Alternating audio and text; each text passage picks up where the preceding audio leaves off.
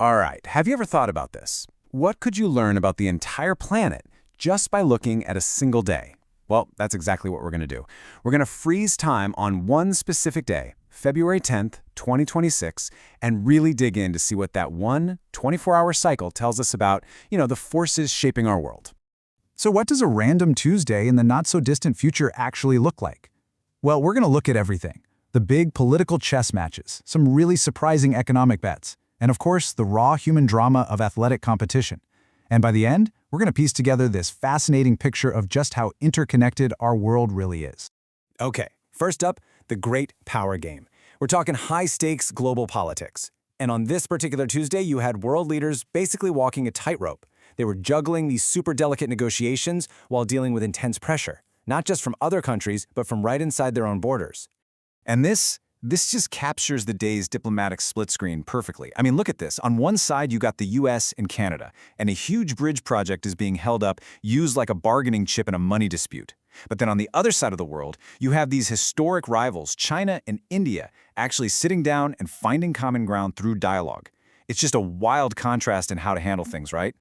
And yeah, the pressure wasn't just coming from overseas. Right back in Washington, the clock was ticking, and I mean ticking. There was this massive domestic deadline looming. The Department of Homeland Security was just 3 days away from a possible shutdown, all because it was caught in the middle of a big funding fight in Congress. Now this really puts a price tag on political control.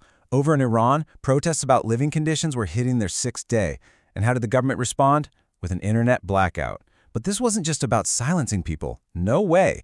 It had this huge economic fallout, costing the country's economy something like $37 million every single day. So while governments are trying to navigate all these political minefields, the world's economic engine is sending out its own powerful signals. Let's shift gears and check out the financial currents of the day. Everything from the price of raw materials to, how the average shopper was feeling. And the first big signal? It came straight from the commodities market. Silver prices were just on an absolute tear, hitting an average of $81 an ounce. Now, to give you some perspective on that, that's more than double the average price for the entire previous year, 2025. So yeah, this wasn't just a little ripple, it was a full-on market shockwave. But okay, what was causing this massive spike? Well, according to research from JP Morgan, this had nothing to do with Wall Street speculation. Nope, this was all about real-world industry. The demand was coming from manufacturers, people who actually needed silver for their products, and they were willing to pay whatever it took to get their hands on it. But here's the thing. While industry was going gangbusters, consumers were sending a totally different message. Some delayed data, which was finally released after a government shutdown, by the way, showed that U.S. consumer spending was, well, flat. Totally flat. And that was a bit of a warning sign that maybe the average person was starting to get a little nervous and, tighten their belt.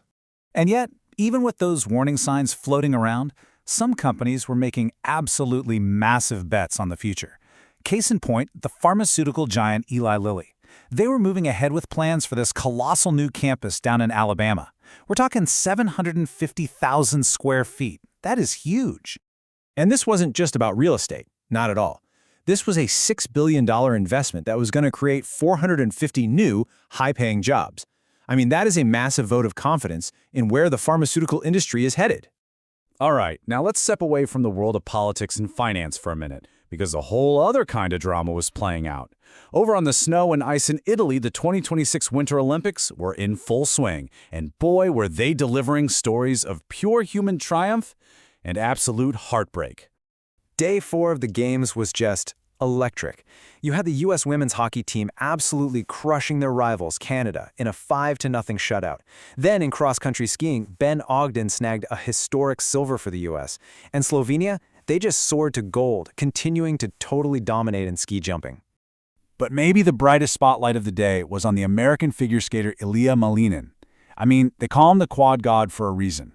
He went out there and delivered a completely flawless short program, taking a commanding lead and putting himself in the perfect spot to go for that Olympic gold.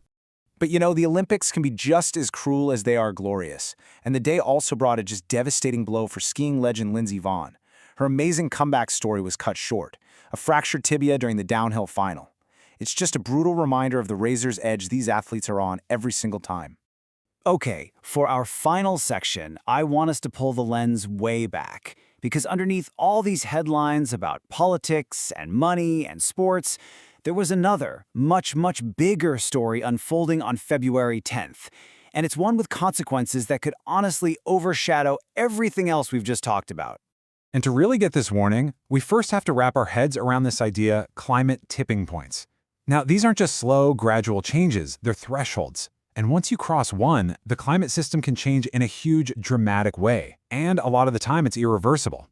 The best way to think about it is like tipping a canoe, you know? It's stable, it's stable, it's stable, until it hits that one critical point, and then suddenly, whoosh, it flips. And here is the bombshell from that day.